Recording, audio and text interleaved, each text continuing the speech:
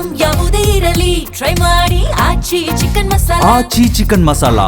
ಬೆಂಗಳೂರಿನಲ್ಲಿ ಹೆಚ್ಚುತ್ತಾ ಇರುವಂತಹ ಬೀದಿ ನಾಯಿಗಳ ಸಮಸ್ಯೆಗೆ ಬ್ರೇಕ್ ಹಾಕುವುದಕ್ಕೆ ಜಿಬಿಎ ಮುಂದಾಗಿದೆ. 2,500ಕ್ಕೂ ಹೆಚ್ಚು ಕ್ರೂರ ಬೀದಿ ನಾಯಿಗಳನ್ನು ಜಿಬಿಎ ಗುರುತಿಸಿದೆ. ಈ ಬೀದಿ ನಾಯಿಗಳ ನಿಯಂತ್ರಣಕ್ಕೆ ಜಿಬಿಎ ಶೆಲ್ಟರ್ ನಿರ್ಮಿಸುವುದಕ್ಕೆ ಜಾಗ ಹುಡುಕಾಟವನ್ನು ನಡೆಸಿದೆ. 5 ಪಾಲಿಕೆ ವ್ಯಾಪ್ತಿಯಲ್ಲಿ ನಿರ್ಮಾಣವಾಗಿರುವ ಶೆಲ್ಟರ್ಗಳಲ್ಲಿ ನಾಯಿಗಳಿಗೆ ಆಹಾರ, ಲಸಿಕೆ ಹಾಗೂ ಚಿಕಿತ್ಸೆಯೂ ನೀಡಲಾಗುತ್ತೆ.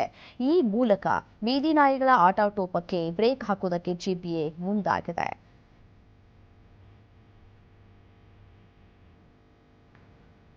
ವೈದ್ಯರ ನಿರ್ಲಕ್ಷ್ಯದಿಂದ 26 ವರ್ಷದ ಯುವಕ ಸಾವನ್ನಪ್ಪಿದ್ದಾನೆ ಅಂತ ಕುಟುಂಬಸ್ಥರು ಆರೋಪವನ್ನ ಮಾಡಿರುವಂತಹ ಘಟನೆ ಬೆಂಗಳೂರಿನಲ್ಲಿ ನಡೆದಿದೆ. ಹೈ ಡೋಸೇಜ್ ಇಂಜೆಕ್ಷನ್ ನೀಡಿದ್ರಿಂದ ಯುವಕ ಸುಹೇಲ್ ಸಾವನ್ನಪ್ಪಿದ್ದಾನೆ ಅಂತ ಕುಟುಂಬಸ್ಥರು ಆರೋಪ ಮಾಡಿದ್ದಾರೆ. ರಾತ್ರಿ ಹಲಸೂರಿನ ಖಾಸಗಿ ಆಸ್ಪತ್ರೆಗೆ ಗ್ಯಾಸ್ಟ್ರಿಕ್ ಸಮಸ್ಯೆಯಾಗಿದೆ ಅಂತ ದಾಖಲಾಗಿದ್ದಂತಹ ಸಂದರ್ಭದಲ್ಲಿ ವೈದ್ಯರು ಇಂಜೆಕ್ಷನ್ ನೀಡಿದ್ರಿಂದ ಸಾವನ್ನಪ್ಪಿದ್ದಾನೆ ಅಂತ ಹೇಳಿ ಹಲಸೂರು ಠಾಣೆಯಲ್ಲಿ ಕುಟುಂಬಸ್ಥರು ದೂರನ್ನ ನೀಡಿದ್ದಾರೆ.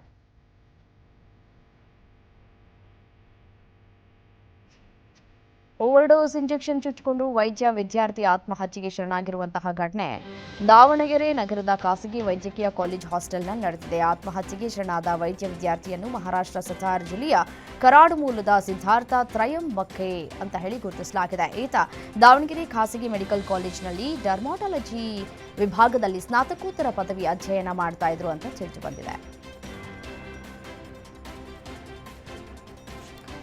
ಬೆಂಗಳೂರಿನಲ್ಲಿ ಬ್ಯಾಂಕ್ ಎಟಿಎಂ ದರೋಡೆಗೆ ವಿಫಲ ಯತ್ನ ನಡೆದಿರುವಂತಹ ಘಟನೆ ನಡೆದಿದೆ.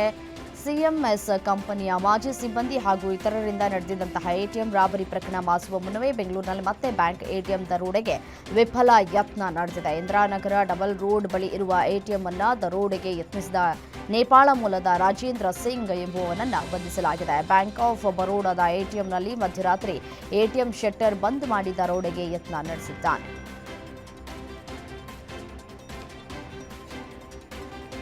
ಕ್ಷುಲ್ಲಕ ಕಾರಣಕ್ಕೆ 2 ಗುಂಪುಗಳ ನಡುವೆ ಮಾರಾಮಾರಿ ನಡೆದು 3 ಗಂಭೀರವಾಗಿ ಗಾಯವಾಗಿರುವಂತಹ ಘಟನೆ ಧಾರವಾಡದ ಸತ್ತೂರ ಗ್ರಾಮದಲ್ಲಿ ನಡೆದಿದೆ. ಗಲಾಟೆಯಲ್ಲಿ ಓರ್ವನಿಗೆ ಚಾಕುವಿನಿಂದ ಇರಿದಿರುವಂತಹ ಶಂಕೆ ವ್ಯಕ್ತವಾಗಿದ್ದು, ಗಾಯಾಳುಗಳಿಗೆ ಧಾರವಾಡ ಜಿಲ್ಲಾ ಆಸ್ಪತ್ರೆಯಲ್ಲಿ ಚಿಕಿತ್ಸೆಯನ್ನ ನೀಡಲಾಗ್ತಾ ಇದೆ. ಇನ್ನು ವಿದ್ಯಾಗಿರಿ ಪೊಲೀಸ್ ಠಾಣೆಯಲ್ಲಿ ಪ್ರಕರಣ ದಾಖಲಾಗಿದೆ.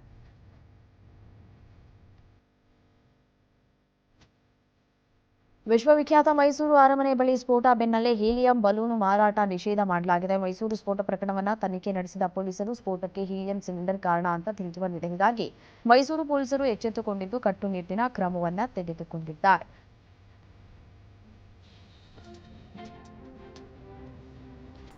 ಬೆಂಗಳೂರು ಹೊರವಲಯದ ಮಾಕಳಿ ಬಳಿ ಇರುವ ಪರ್ಫ್ಯೂಮ್ ಗೋದಾಮು ಅಗ್ನಿ ಆಕಸ್ಮಿಕಕ್ಕೆ ಹೊತ್ತಿ ಉರಿದಿದೆ. ನೆಲಮಂಗಲ ರಸ್ತೆಯ ಮಾಕಳಿ ಬಳಿ ಯಾವಗಡ ಸಂಭವಿಸಿದೆ. ಮುಗಿಲೆತ್ತರಕ್ಕೆ ಬೆಂಕಿಯ ಜ್ವಾಲೆ ಹಬ್ಬಿದ ಪರಿಣಾಮ ಬೆಂಕಿಯನ್ನು ನಂದಿಸೋದಕ್ಕೆ ಹರಸಾಹಸವನ್ನ ಪಡಬೇಕಾಯಿತು. ಇನ್ನು ಈ ಗೋದಾಮಿನಲ್ಲಿದ್ದಂತಹ 70 ಕೋಟಿಗೂ ಹೆಚ್ಚು ಮೌಲ್ಯದ ವಸ್ತುಗಳು ಭಸ್ಮವಾಗಿದೆ ಅಂತ ತಿಳಿದು ಬಂದಿದೆ.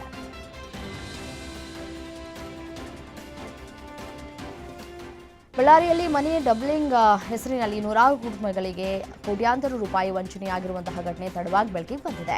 ವೆಂಕಟೇಶ ಎಂಬಾತ ಚಿಟ್ ಫಂಡ್ ವ್ಯವಹಾರದ ಮೂಲಕ ಬಡ ಮತ್ತು ಮಧ್ಯಮ ವರ್ಗದ ಜನರಿಂದ ಹಣ ಪಡೆದು ಏಕಾಏಕಿ ಪರಾರಿಯಾಗಿದ್ದಾನೆ. ವೆಂಕಟೇಶ್ ಎಂಬಾತನಿಂದ ಸುಮಾರು 800ಕ್ಕೂ ಹೆಚ್ಚು ಜನರು ಮೋಸ ಹೋಗಿದ್ದಾರೆ. ಈ ಸಂಬಂಧ ಬಳ್ಳಾರಿ ಬ್ರೂಸ್ ಪೇಟೆ ಪೊಲೀಸ್ ಠಾಣೆಯಲ್ಲಿ 200ಕ್ಕೂ ಹೆಚ್ಚು ದೂರುಗಳು ದಾಖಲಾಗಿವೆ.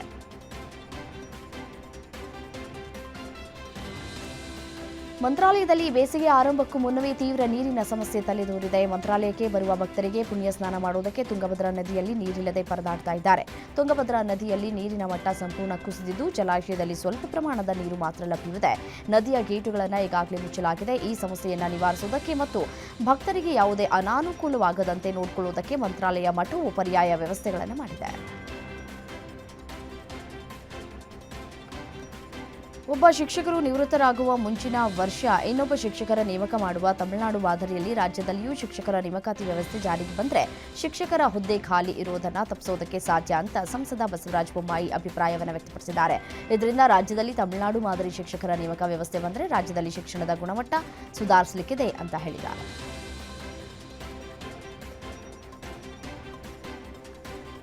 ಮಾನವ ವನ್ಯಜೀವಿ ಸಂಘರ್ಷದಿಂದ 4 ರೈತರು ಸಾವನ್ನಪ್ಪಿದ ಬಳಿಕ ಬಂಡೀಪುರ ಸಫಾರಿಯನ್ನು ರಾಜ್ಯ ಸರ್ಕಾರ ಸ್ಥಗಿತಗೊಳಿಸಿತು. ಇದೀಗ 108 ದಿನಗಳ ಬಳಿಕ ರೈತರ ವಿರೋಧದ ನಡುವೆಯೇ ಬಂಡೀಪುರ ಸಫಾರಿ ಪುನರಾರಂಭವಾಗಿದೆ.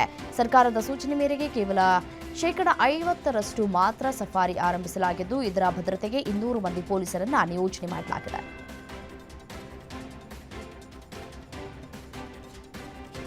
ಪ್ರಧಾನಿ ನರೇಂದ್ರ ಮೋದಿ ಅವರು ನಡೆಸಿಕೊಡುವಂತಹ ಜನಪ್ರಿಯ ಮನ್ ಕಿ ಬಾತ್ ಕಾರ್ಯಕ್ರಮದಲ್ಲಿ ಕರ್ನಾಟಕದ ರೈತರನ್ನ ಪ್ರಧಾನಿ ಮೋದಿ ಪ್ರಶಂಸಿಸಿದ್ದಾರೆ. ರಾಜ್ಯದ ಸಾಕಷ್ಟು ಜನರು ಒಳ್ಳೆಯ ಕೆಲಸ ಕಾರ್ಯಗಳನ್ನು ಮಾಡುವುದಕ್ಕೆ ಮನ್ ಕಿ ಬಾತ್ ಪ್ರೇರಣೆಯಾಗಿದೆ. ಅದರಂತೆ ಚಾಮರಾಜನಗರದಲ್ಲಿ ಓರ್ವ ಗೃಹಿಣಿ ಮೋದಿ ಮಾತನ್ನ ಕೇಳಿ ಸಿರಿಧಾನ್ಯದ ಹೋಟೆಲ್ ತೆರೆದು ಸ್ವಾವಲಂಬಿ ಬದುಕನ್ನು ಕಟ್ಟಿಕೊಂಡಿದ್ದಾರೆ ಅಂತ ಮೆಚ್ಚುಗೆಯನ್ನ ವ್ಯಕ್ತಪಡಿಸಿದ್ದಾರೆ.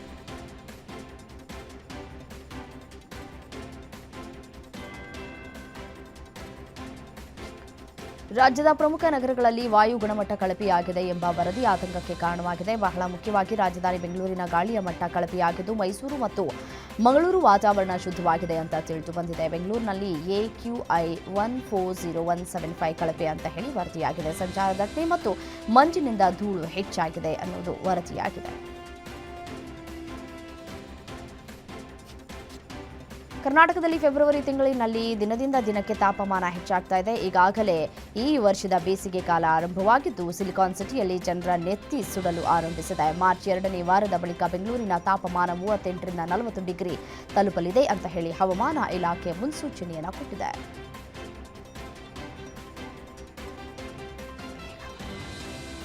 ಜಮ್ಮು ಮತ್ತು ಕಾಶ್ಮೀರದ ಕಿಶ್ತವಾರ್ನಲ್ಲಿ ಭದ್ರತಾ ಪಡೆಗಳು 3 ಉಗ್ರಗಾಮಿಗಳನ್ನು ಕೊಂದು ಹಾಕಿದ್ದಾರೆ. ಈ ಮೂವರಲ್ಲಿ ಒಬ್ಬಾತ ಪಾಕಿಸ್ತಾನದ ಜೈಷ್ ಎ ಮೊಹಮ್ಮದ್ ಸಂಘಟನೆಯ ಉಗ್ರ ಸೈಫುಲ್ಲಾ ಅಂತ ಹೇಳಿ ಗುರುತಿಸಲಾಗಿದೆ. ಭಯೋತ್ಪಾದಕರಿಂದ 2 ಅಸಾಲ್ಟ್ ರೈಫಲ್ಗಳು ಹಾಗೂ ಮದ್ದುಗುಂಡುಗಳನ್ನು ವಶಕ್ಕೆ ಪಡೆದುಕೊಳ್ಳಲಾಗಿದೆ.